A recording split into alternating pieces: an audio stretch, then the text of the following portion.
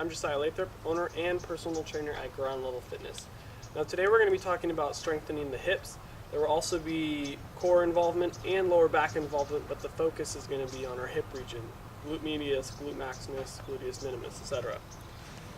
Now what I have here are 3 different resistances of circular resistance tubing, or I should say circular resistance bands. With resistance tubing, normally they're attached to handles and you use them for upper body as well as lower body movements. But these are great because you can loop them around your arms, you can loop them around your feet, like so. And they do some work that resistance tubes can't really do without having to be tied up. So first, we're going to start off with monster walks. I'm going to put one of these guys on.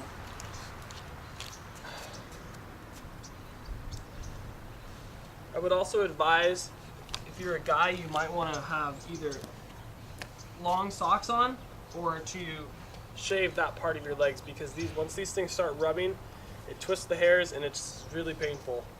Women usually don't have to worry about it so much. So monster walks, you're going to start out in a squat. Feet are roughly shoulder width, and your butt is back, good squat form. So if I were to turn sideways, see my back is straight, glutes are turned on, butt's back, knees are behind the toes, all right? So I'm gonna come forward towards the camera. I'm gonna step, stretching out the band, and step together again. Notice how I'm not stepping together and loosening the band and letting the resistance off of it. You wanna keep it tension on it the entire time. And step out again, step together, step out again, step together. You can do whatever you want with your hands. I just like to keep them up just in case if I trip on something or whatever, I want to be able to fall correctly, all right? Step out together and step back together. Now, that's a great one to start with. Just go for about 10 feet or so, turn around, go back the other direction. When that becomes too easy, you can either increase the resistance or you can go in the reverse direction. So it's the same position that you start in, and then you go in reverse. Still keeping those shoulders and hips and knees in the same alignment as I'm squatting back. Back is still straight, butt still out, okay? You're gonna feel this definitely in your glute region. It's a great way to target that area. Next, we're going to work up to putting a band around our hands as well as our feet, but I'm going to start with just my hands. So I'm going to be on the ground. I'm going to get in push-up position. Everything should be nice and flat. Glutes are on, tummy's on, shoulders are over my hands. And what I'm going to do, I'm going to step out with my hand, then my foot, then my hand, then my foot. So you want to partition the movement to where the hands are leading and the feet are following, okay? You want to stay in plank the whole time. Now, that's not a ton of work on your glutes with just the band around your hands, but when you get good at the one with your hands, you can put this one or another one around your feet, like so, and then the other one can go around your hands. You're going to drop it back into plank, okay? Now, still follow the same pattern. Hand goes first, then leg, then hand, then leg. Tummy's on, glutes are on, everything is staying the same. Hand out, hand in, foot in, etc. One more time, hand out, hand in, foot in. These are not necessarily based on reps, although you can do that. Sometimes I like to go for a certain amount of distance, 10 feet, just like the monster walks, etc. If you have a ladder, the ones that are laid on the ground with the boxes, you can use the length of that to gauge how far you need to go. So lastly, I want to talk about the basic lunge, the basic squat, and the Cossack squat.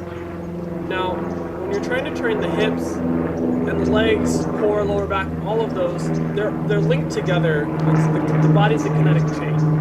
So that's why I tend to stay away from machines, because they tend to work just one part of the body rather than a compound movement like a lunge or a squat that works multiple muscle groups at once and uses the body's kinetic chain to its advantage.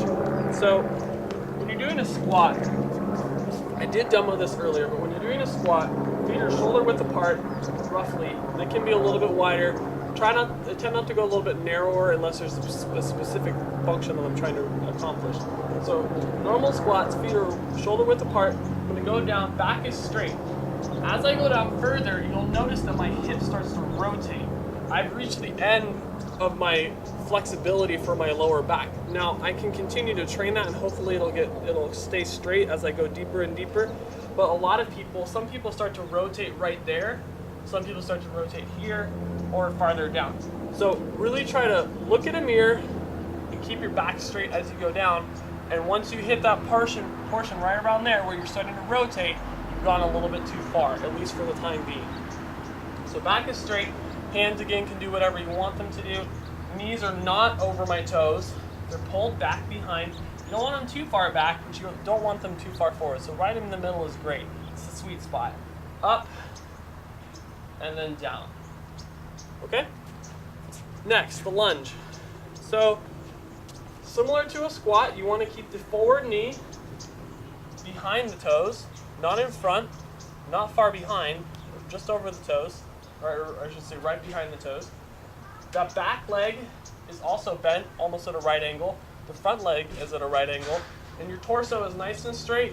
Your core is locked on, glutes are firing, quads are firing, hamstrings, etc. This is a very compound movement. You've got a lot of muscles interacting with each other, and it's great for overall leg strength and hip strengthening as well. I like to do reverse lunges if I'm trying to stay in a small area, or walking lunges with the forward motion. Lastly, we're going to talk about Cossack squats. And these are a little bit more advanced than regular squats.